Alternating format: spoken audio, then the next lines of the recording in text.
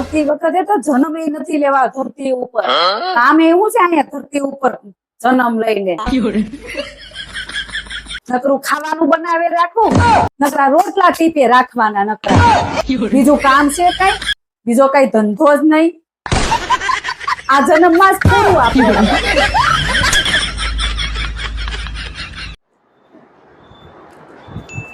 શાકભાજી લેવાના કે બહુ ખુશખુશાલ છે. તો ખુશખુશાલ જ જોઉં ને. શાકભાજી વાળો 50 રૂપિયાનો કિલો કેતો હતો. પછી તો મેં એને અરે બહુ માથાકૂટ કરી, કલાક એક મગજમારી કરી, ત્યારે એને 30 રૂપિયાનું 500 ગ્રામ આપ્યું. બહુ હોશિયાર હો તું, બહુ હોશિયાર. જા જા તારું કામ કર. એક વાત યાદ રાખજો, તમારે કરતા હું વધારે ભણેલી છું. તો પણ તું મારા ઘરે તો વાસણ દૂધકે છે ને.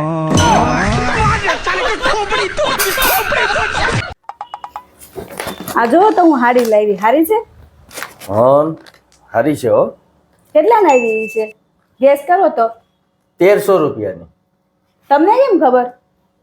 સવારે જ મેં મારા પાકીટમાં જોયું છે 1300 રૂપિયા આવો છે. મને ન ખબર હોય, પાછી મને કે છે ગેસ કરે તો કેટલા ની આવી.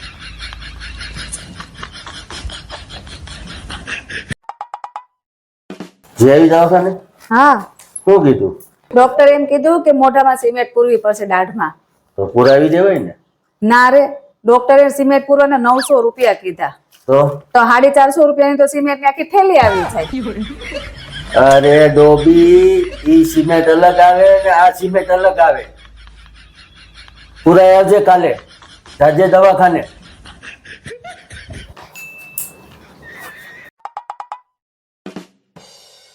અરે બાટલો ક્યાં લઈ જાશો? ઓલા ઘરમાં હંતાડવા હાટું. કેમ? આ રિયા ભાભીને બાટલો વયો ગયો છે એટલે મને એમ કહેતી હતી કે હું તમારા ગેસનો બાટલો લેવા આવીશ. એને બટેકાની વેફર કરવી છે એટલે. એને તો બાટલો દેવો જ પડે ને. કાંઈ દેવો નથી એને બાટલો. કે ખબર નથી હમણાં સરકારે કીધું છે કે ગેસના બાટલાની તાણ પડે છે, દેવાન થતો જ નથી. આ એક જ છે. તો એને દયા ભાભીને તો બાટલો દેવો જ પડશે ને. એને દેવાન થતો જ નથી. કહી દીધું ને. તમને બહુ એનું દાસતું હોય ને તો બ્લેક માંથી લઈ આવીને દઈ જો ને. બહુ રિયા ભાભી કર્યા કરો છો જયારે હોય ત્યારે.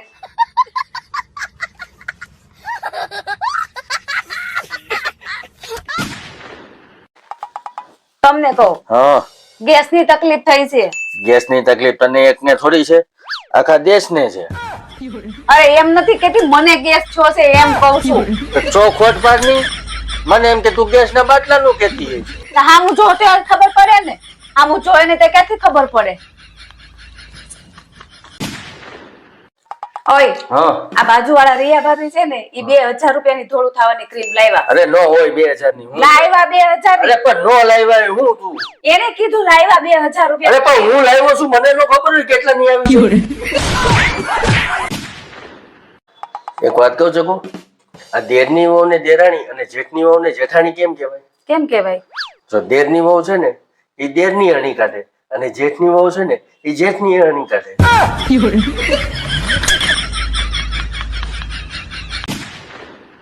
હેલી બધા એવું કેમ કે મારી દીકરી ગાય જેવી છે? એમાં એવું છે ને કે જમાઈને તો સીધું કોઈ કઈ ન કે તમે ખૂટિયા જેવા છો એટલે.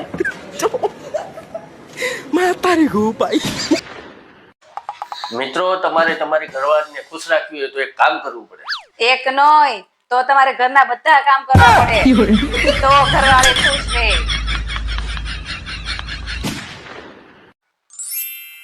એટલે ક્યાં ગઈ? અલે તારા બટેટા. મેં ક્યાં બટેકા મગાવ્યા હતા? મેં તો ટમેટા મગાવ્યા હતા. પણ મારે બટેકાનું શાક ખાવું છે, મને બટેટા ભાવે છે ને દેહમાંથી તુવેર આવી છે તો મારે તુવેર બટેટાનું શાક ખાવું છે. અચ્છા, મને બટેકા ભાવતા નથી ને એટલે હું શાક નહીં બનાવું. આ બટેકા પાછા દઈ આવો ને ટમેટા લઈ આવો. જાઓ.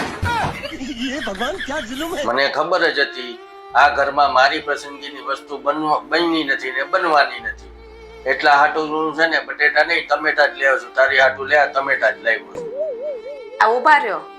આ ટમેટા પાછા દઈ આવો અને બટેકા લઈ આવો. હું તમને શાકે બનાવી દઈ અને હું ખાઈ લઈ. તમ તારે ખાઓ માં કસમ. પાકું બટેટા ખાઈ લઈ ને? આ શું કેશો ને? હા હા પાકું ખાઈ લઈ. જાઓ. હે હાલે આ બટેટા જ છે. પડશે કાને ગાડી સ્ટાર્ટ કર.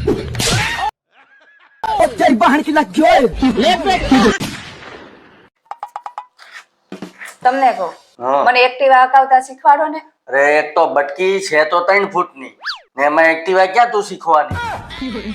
તારા પગ તો આમતા નથી, પગ આપે છે એમાં પગ આંબાની ક્યાં જરૂર તો હતી? ગાડી ઊભી કેવી રીતે રાખીશ તું?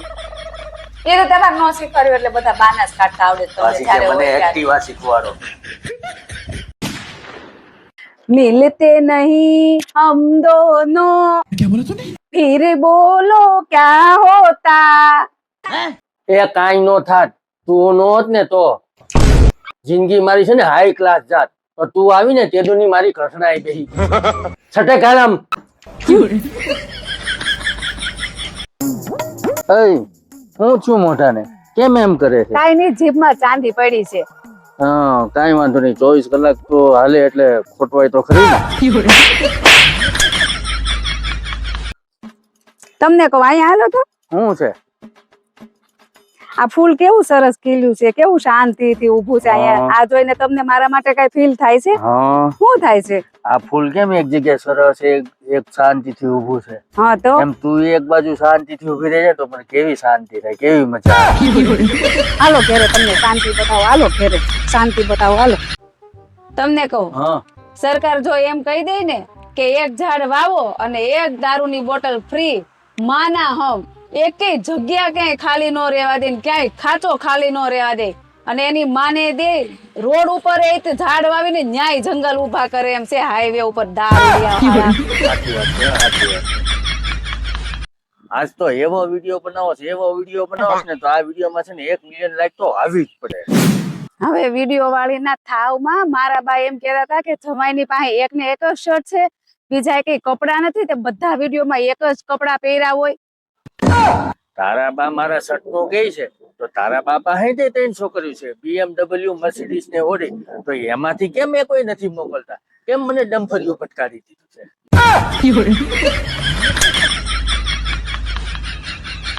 તમને કહું, હા હું આ દરિયાના પાણીમાં ડૂબી જાઉં તો તમે શું કરો? હું આઈને ને દરિયા કિનારે આઈને બેઠો રહો ને તારી વાત છું. તમે મારી વગર રહી ન શકો એટલે. ના ના, દરિયાના મોજા છે ને તારી લાશ બહાર કાઢે છે કે તને જીવતી બહાર કાઢે છે એ હારું. બરોબર છે, બરોબર છે. જય હો. લગન પેલા તો બહુ કહેતા હતા હું તને રાણી બનાવીને રાખીશ, નોકરાણી બનાવીને રાખી દીધી છે. હાવ તાણે તાણે નકરા ઠોઈસરા જ ઉતકવાના. શું મિત્રો તમે વાસણ ઉટકતા શરમાવ છો? નહીં શરમાવાનું, આપણે આપણું કામ ચાલુ રાખવાનું. શું બીજા કામ કરી જવાના છે આપણો? બચ ગયા સાલા. લગન પેલા તો બહુ કહેતા હતા કે હું કામ વાળી જ રાખી લે. લગન પછી ખબર પડી કે કામ વાળી અને નોકરાણી બે હું જ છું. મિત્રો તમે હંજવારી કાઢતા શરમાવ છો? નહીં શરમાવાનું, કોઈ બીજા આવીને કરી જશે, નહીં કરી જાય તો આપણે આપણું કામ ચાલુ રાખવાનું. કોણ જાણે હું ક્યાં છોકરીઓમાં અહીંયા ભણાણી છું. 2 વર્ષમાં અમારે બાંધેર કામ નથી કર્યું ને તો અહીં એક દીમાં ગુડવું પડે છે નોકરાણીની જેમ. શું મિત્રો તમે કપડા ધોતા શરમાવ છો? નહીં શરમાવાનું, કોઈ આવીને કરી જશે, નહીં કરી જાય, આપણે આપણું કામ જાતે જ કરવાનું. શું મિત્રો તમે કપડા ધોતા શરમાવ છો? કોઈ બીજા આવીને આપણી ઘરે કામ કરી જાય, આપણે આપણું કામ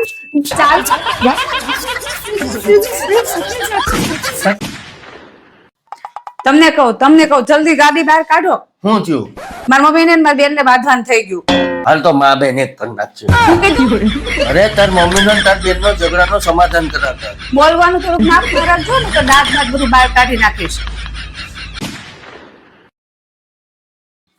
તમને કહું, હા મારે તો છે ને હું મરી જાઉં ને પછી મારે મારું આખું શરીર દાનમાં દઈ દેવું છે. આખું શરીર ભરે દાનમાં દઈ દે, પછી જીભડો કાઢીને મૂકી દે છે. જીવતા જીવતો હક નથી લેવા દીધો, મહિના પછી તો કોકને હક લેવા દેજે. હું તો દાનમાં દેવાની વાત કરતી હતી. એ ચકુ, પહેલાના જમાનાના માણસો અને અત્યારના જમાનાના માણસોમાં શું ફેર છે? પેલાના જમાનામાં માણસો છે ને હુઈ જતા ને તો એના શરીરને આરામ મળતો, અને અત્યારના જમાનાના માણસો હુવે ને તો છે ને એના મોબાઈલ ને આરામ મળે. ઈ ફેર છે. મોબાઈલ કોઈને મૂકવો જ નથી એઠો. મારે છે ને જો ઉનાળાનું બધી વેકેશન ની બધી ખરીદી થઈ ગઈ છે, બધી વસ્તુ લેવાઈ ગઈ છે અને બધી જ ખરીદી થઈ ગઈ છે. હવે તમે કયો આપણે ઉનાળાનું વેકેશન કરવા ક્યાં જવું છે? આજકાલ તો ઉનાળાના વેકેશન માં છે ને મનની જ્યાં શાંતિ સુકૂન ને એકદમ આરામ મળે ને ત્યાં જવું છે મારે. એવી તો કઈ જગ્યા જ નથી. કેમ? તમે ત્યાં જાઓ ને હું તો તમારી હારે જ આવીશ.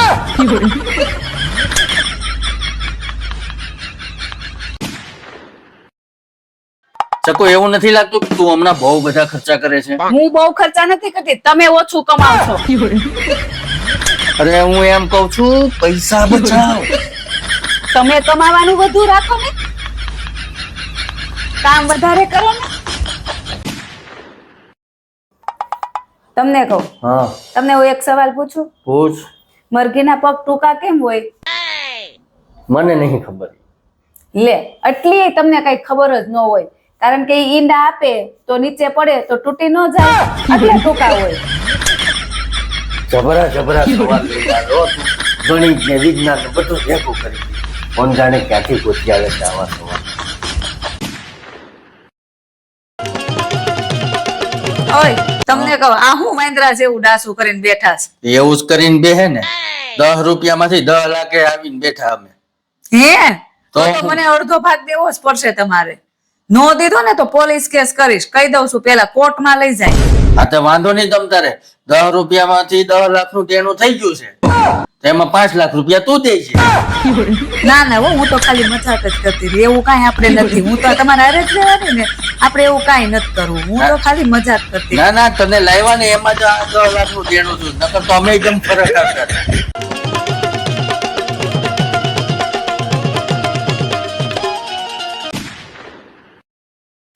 તમને એક વાત કહું, હા પેલાના જમાનામાં કેમ 7 ફેરા ફરતા ને અત્યારે કેમ હવે 4 જ ફેરા ફરે? પેલાના જમાનામાં છે ને 7 અક્ષર વાળા હસબન્ડ નું હાલતું હતું અને અત્યારે છે ને 4 અક્ષર વાળી વાઈફ નું હાલે છે. એટલે બરોબર છે જય હો.